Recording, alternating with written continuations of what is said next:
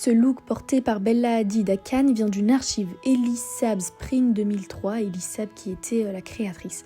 Quand on regarde de près, ce qui frappe d'abord, ce sont les broderies. Des petites fleurs faites directement dans le tissu, en relief, pas imprimées mais construites avec du fil, c'est très fin, très précis. Le haut est associé à un pantalon blanc fluide, taille basse, typique du début des années 2000, et ce petit foulard autour du cou qui fait vraiment partie de cette manière de composer une silhouette à cette époque.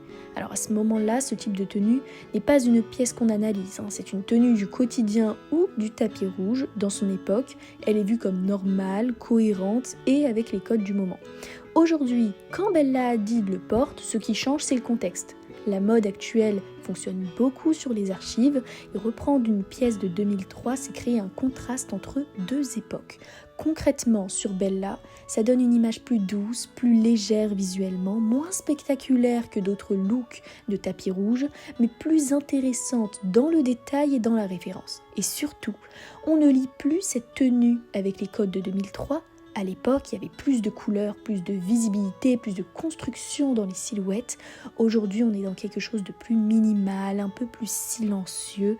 Donc ce n'est pas juste une tenue vintage, c'est une façon de montrer que la mode peut être un dialogue entre deux moments du temps avec des codes complètement différents.